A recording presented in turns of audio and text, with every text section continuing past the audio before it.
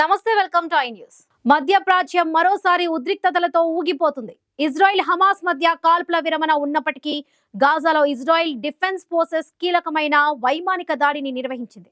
Hamas కు సంబంధించిన ముఖ్యమైన ఆయుధాల తయారీ విభాగాధిపతిని ఈ దాడిలో హతమార్చినట్టుగా ఐడిఎఫ్ ప్రకటించింది. ఈ దాడికి ప్రతీకార చర్యగా హమాస్ పేలుడు పదార్థం తమ దళాలను గాయపరచడం కారణమని ఇజ్రాయెల్ ప్రధాని నెతన్యాహు ప్రకటించారు.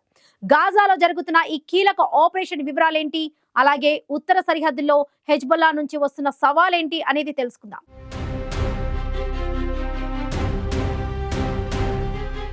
గాజా నగరం నైరుతి ప్రాంతం టెల్ అల్ హవావా జిల్లాలో జరిగింది ఈ దారుణ వైమానిక దాడి. ఇజ్రాయెల్ ఆర్మీ విడుదల చేసిన ఫుటేజ్ ప్రకారం ఒక క్షిపణి నేరుగా ఒక వాహనాన్ని లక్ష్యంగా చేసుకుని పేల్చివేసింది. ఈ దాడిలో హమాస్ మిలిటరీ వింగ్ కు చెందిన ఆయుధాల ఉత్పత్తి విభాగాధిపతి రాజ్ సాద్ హతమైనట్లుగా ఐడిఎఫ్ ధృవీకరించింది. హమాస్ ఆయుధాల సామర్థ్యాలను మళ్లీ పునరస్థాపించడానికి సాద్ పనిచేస్తున్నాడని ఇజ్రాయెల్ ఆరోపించింది. ఈ దాడి కేవలం ప్రతీకార చర్య మాత్రమేనని ప్రధాని నెతన్యాహు డిఫెన్స్ మినిస్టర్ స్పష్టం చేశారు. తమ సైనికులను గాయపరిచిన హమాస్ పేలుడుకు ప్రతిస్పందనగానే ఈ కీలక కమాండర్ ను ఎలిమినేట్ చేయాలని ఆదేశించినట్లుగా వారు తెలిపారు. ఈ దాడిలో రాజ్ సాద్ తో పాటు మరో 4 వ్యక్తులు మరణించినట్లుగా గాజా సివిల్ డిఫెన్స్ అధికారులు ప్రకటించారు. మొత్తం మీదుగా 5 కాలిపోయిన మృతదేహాలు, అలాగే 25 మందికి పైగా గాయపడిన వారు అల్ షిఫా ఆసుపత్రికి చేరుకున్నట్లుగా ఆసుపత్రి ఎమర్జెన్సీ డిపార్ట్మెంట్ ధృవీకరించింది. ఈ ప్రాంతంలో ఇంకా ఎన్నో విషాద ఘటనలు కొనసాగుతున్నాయి. ఇదిలా ఉండగా ఇజ్రాయెల్ దృష్టి ఉత్తర సరిహద్దులోని లెబనాన్ వైపు కూడా మళ్లింది. హెజ్బొల్లా మిలిటరీ మౌలిక సదుపాయాలను లక్ష్యంగా